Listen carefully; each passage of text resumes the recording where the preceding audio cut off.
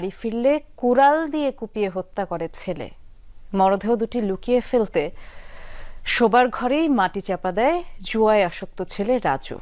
এই ঘটনাটি ঘটেছে ময়মনসিংহের ত্রিশালে। পুলিশ জানায়, স্বজনদের সন্দেহ হলে জিজ্ঞাসাবাদ করা হয় রাজুকে। এরপর নিজেই দেখিয়ে দেয় মাটি চাপা দেওয়া স্থানটি। এলাকাবাসী জানায়, অনলাইন জুয়া খেলায় বাধা দেয়া নিয়ে মাঝে মধ্যেই বাবা মার সাথে রাগারাগি করত রাজু। বাবা মাকে হত্যার পর কোথায় মাটি চাপা দিয়ে রেখেছে সেটি বের করে দেখাচ্ছে ছেলে। মর্মান্তিক এই ঘটনা ময়মনসিংহের ত্রিশাল উপজেলার বাঁশকুড়ি গ্রামে। স্থানীয় কৃষক মোহাম্মদ আলী ও তার স্ত্রী বানোয়ারা বেগমকে হত্যা করে নিজ শোবার ঘরেই মাটি চাপা দেওয়ার ঘটনায় হতবাক এলাকাবাসী।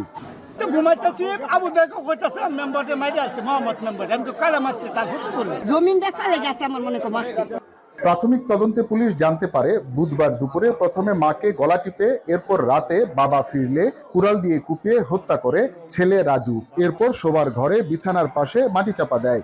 এলাকাবাসী জানায়, রাজু জুয়া খেলায় আসক্ত ছিল। বিষয়টি নিয়ে মাঝে মধ্যেই বাবা মার সাথে রাগারাগি হতো রাজুর।